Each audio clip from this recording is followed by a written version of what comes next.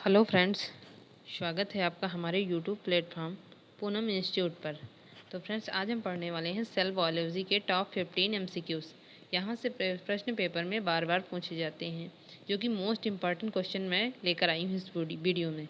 तो हमारा जो यहाँ से रहेगा, पहला प्रश्न हमारा रहेगा वो रहेगा, कोशिका की खोज किसने की? तो कोशिका की जो खोज है वो रॉबर्ट हुक महोदय ने की। कोशिका की खोज रॉबर्ट हुक ने की। नेक्स्ट क्वेश्चन हमारा रहेगा, कोशिका से ही कोशिका की उत्पत्ति होती है, यह शब्द किसने प्रतिपादित किया?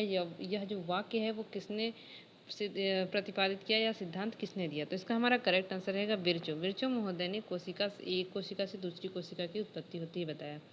नेक्स्ट क्वेश्चन रहेगा, कोशिका जीवन की इकाई है, जो ये कथन ये किसने दिया? या कोशिका जीवन की इकाई है नामक कथन किसने प्रस्तुत किया? तो जिसका हमारा करेक्ट आंसर है वो है हमारे श्वान महोदय। श्वान के साथ एक और व्यक्ति थे जिनका नाम था स्लाइडन। स्लाइडन और श्वान ने मिलकर कोशिका जीवन की इकाई यह शब्द प्रतिपादित किया। नेक्स्ट क्वेश्चन हमारा रहेगा, कोशिकावाद किसने प्रस्तुत किया या प्रतिपादित किया? जो कोशिकावाद है हमारा, जो पिछला क्वेश्चन है कि कोशिका जीवन की इकाई है और कोशिकावाद, या दूसरे तरीके से सब पूछ लेता था कि कोशिकावाद किसे कहते हैं या किसने प्रतिपादित किया, तो इसका भी हमारा करेक्ट आंसर रहेगा स्लाइडन और श्वान ने। नेक्स्ट क्वेश्चन हमारा है, एक कोशिका का कोशिका द्रव्य दूसरी कोशिका के साथ किस संरचना के द्वारा संपर्क में रहता है? जैसे हमारी एक कोशिका है, दूसरी कोशिका जो इसके अंदर हमारा भरा हुआ कोशिका द्रव्य है, या किसके द्वारा एक दूसरे से संपर्क में रहते हैं या कनेक्ट में रहते हैं? तो हमारा इसका करेक्ट आंसर है प्लाज्मोडियम के द्वारा ये दूसरे से संपर्क में रहते हैं। नेक्स्ट क्वेश्चन हमारा रहेगा, कोशिका की खोज किसने की? तो कोशिका की खोज जो की थी वो रॉबर्ट हुक ने की थी। नेक्स्ट क्वेश्चन यहाँ से हमारा है, प्रोकैरियोटिक कोशिका में जीनोम होते हैं, जो जीनोम होते हैं प्रोकैरियोटिक कोशिका में कैसे होते हैं? तो ये हिस्टोन प्रोटीन रहित होते हैं। जो डीएनए होता है वो हिस्टोन प्रोटीन रहित होता है, जबकि यूकैरियोटिक कोशिका में हिस्टोन प्रोटीन युक्त डीएनए होता है। नेक्स्ट क्वेश्चन हमारा रहेगा कि केंद्रिक नामक संज्ञा किसने दिया? केंद्रिक नामक संरचना किसने दिया? तो इसका हमारा करेक्ट आंसर है फोंटाना ने।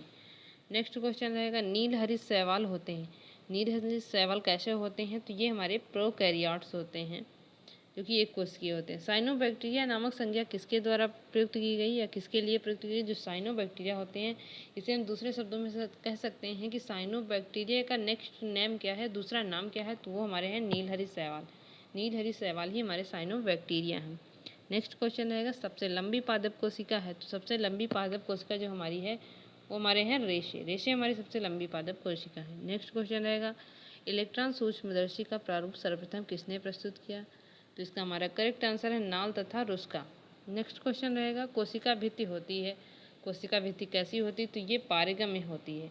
एक तरह से हम कह सकते हैं ये सिलेक्टिवली पारगम्य होती है, चयनित पारगम्य होती है, जो कि कुछ चीज़ों को जिनकी हमें आवश्यकता है उन्हें अंदर जाने देती है और जिन्हें की आवश्यकता नहीं उन्हें बाहर ही रहने देती है।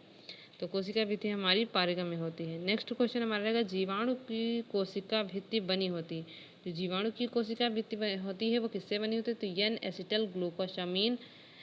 एसिटल ग्लूकोसामीन और एन एसिटल मैरोमिक अम्ल द्वारा, इन दोनों के द्वारा कोशिका भित्ति बनी हुई होती है, जिसका हमारा करेक्ट आंसर है 1 व 2 दोनों। नेक्स्ट क्वेश्चन हमारा रहेगा, श्वसन से संबंधित कोशिकांग है, कौन सा कोशिकांग है जो श्वसन से संबंधित है? इसका हमारा करेक्ट आंसर है माइटोकॉन्ड्रिया। माइटोकॉन्ड्रिया श्वसन से संबंधित है। नेक्स्ट क्वेश्चन रहेगा, कोशिका का नियंत्रण केंद्रक किसे कहते हैं? तो कोशिका का नियंत्रण केंद्रक जो हमारा है वो हमारा केंद्रक कहलाता है, जो कि कोशिका का नियंत्रण केंद्र होता है। नेक्स्ट क्वेश्चन रहेगा, प्रोटीन का संश्लेषण कहाँ होता है? प्रोटीन का संश्लेषण राइबोसोम में होता है, जो कि कोशिका के कोशिकांग एंडोप्लाज्मिक रेटिकुलम पर उपस्थित होते हैं। नेक्स्ट क्वेश्चन रहेगा कि किस कोशिकांग का अपना खुद का डीएनए होता है या अपना स्वयं का डीएनए होता है? तो हमारे ऑप्शन है mitochondria, Golgi cast, centrosome, lysosome. तो इसका हमारा करेक्ट आंसर है माइटोकॉन्ड्रिया। माइटोकॉन्ड्रिया के पास अपना स्वयं का डीएनए होता है। नेक्स्ट क्वेश्चन रहेगा, लैमिला कहाँ होती है? लैमिला नामक संरचना कहाँ पाई जाती है? तो क्लोरोप्लास्ट, गोल्गी काय, राइबोसोम, इनमें से कोई नहीं। तो इसका हमारा करेक्ट आंसर है क्लोरोप्लास्ट, जो कि प्रकाश संश्लेषण में हेल्प करता है। नेक्स्ट क्वेश्चन रहेगा, पादप कोशिका में उपस्थित होते हैं, पादप कोशिका में क्या उपस्थित होते हैं? हरित लवक, कृत्तिका, माइटोकॉन्ड्रिया।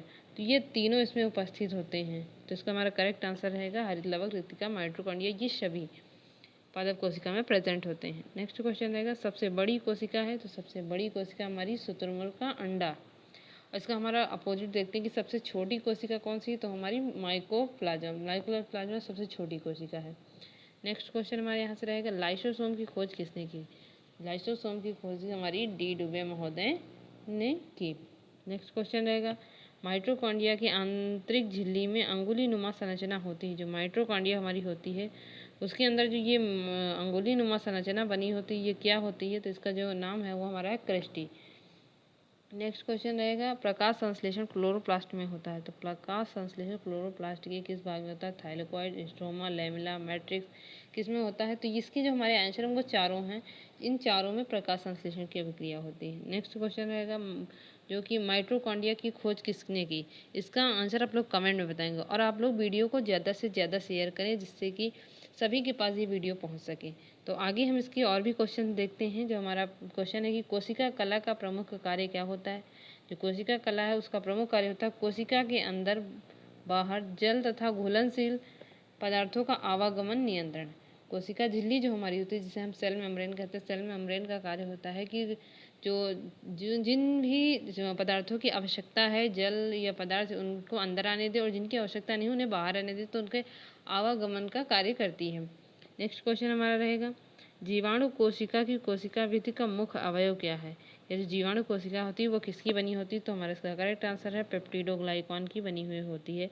नेक्स्ट क्वेश्चन रहेगा, रिक्तिका निम्नलिखित में से किससे घिरी होती है? रिक्तिका जो हमारी होती है, जो कि प्लांट सेल में पाई जाती है, किससे घिरी होती है? तो ये हमारी टोनोप्लास्ट से घिरी होती है। इसका करेक्ट आंसर है टोनोप्लास्ट।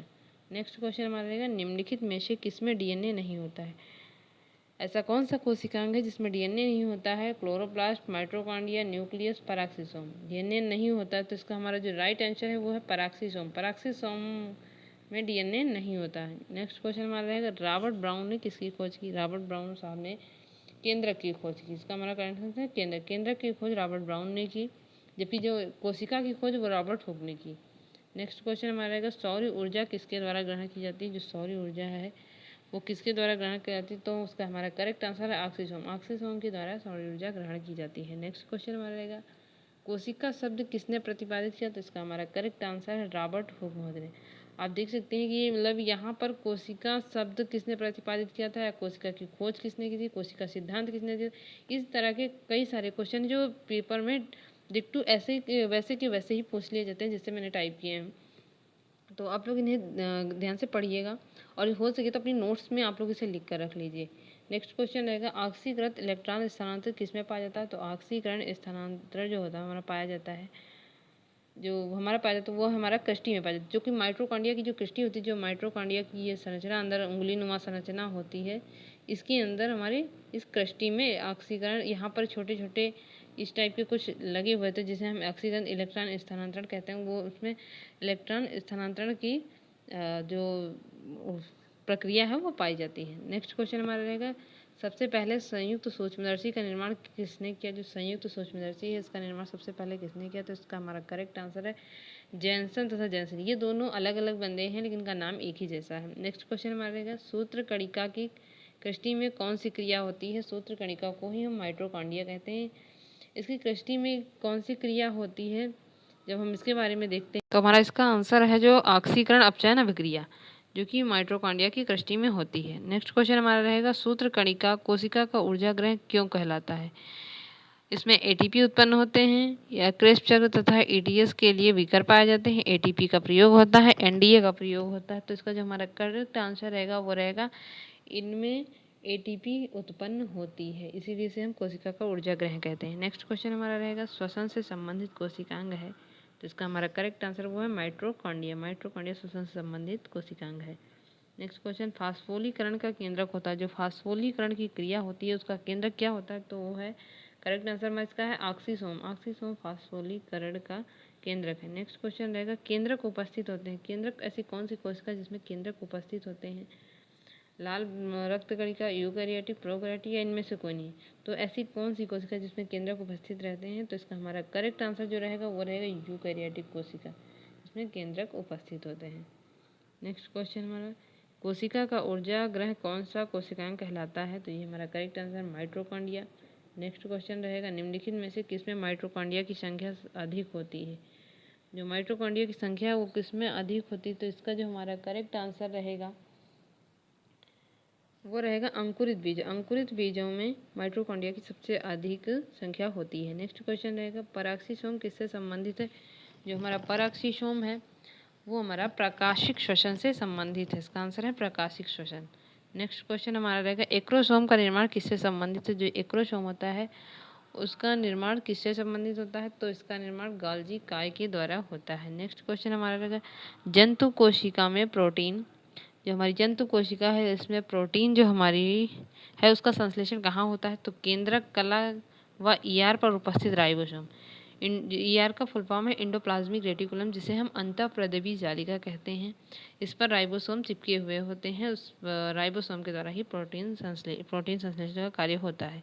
नेक्स्ट क्वेश्चन हमारा रहेगा सेंट्रियोल तथा तारककाय किन कोशिकाओं में पाए जाते हैं। जो हमारे सेंट्रियोल होते हैं और तारककाय जो होते हैं वो किन कोशिकाओं में पाए जाते हैं, तो इसका जो हमारा करेक्ट आंसर रहेगा उसका जंतु कोशिका में। नेक्स्ट क्वेश्चन हमारा रहेगा ल्यूकोप्लास्ट किस में पाया जाता है। जो ल्यूकोप्लास्ट होता है वो किस में पाया जाता है, तो नाम से पता चलता है अवर्णीय लवक यह रंगहीन पादपों में पाया जाता है। जो पादप कलरलेस होते हैं इनका कोई रंग नहीं होता है उनमें पाए जाते हैं। नेक्स्ट क्वेश्चन हमारा रहेगा एक इकाई कला से घिरा कोशिकांग जो कि सिंगल सेल मेम्ब्रेन का है। तो इनमें जो हमारे ऑप्शन दिए हुए हैं पराक्सीसोम, ग्लाइकोऑक्सीसोम, लायन का, ये सभी जो हैं ये सिंगल मेम्ब्रेन के बने हुए होते हैं। नेक्स्ट क्वेश्चन हमारा रहेगा सूक्ष्म नलिकाओं का कार्य होता है। जो सूक्ष्म नलिकाएं हमारे शरीर में पाई जाती हैं उनका कार्य होता है कोशिका विभाजन का। तो यहाँ से फ्रेंड्स हमारे क्वेश्चन कंप्लीट होते हैं।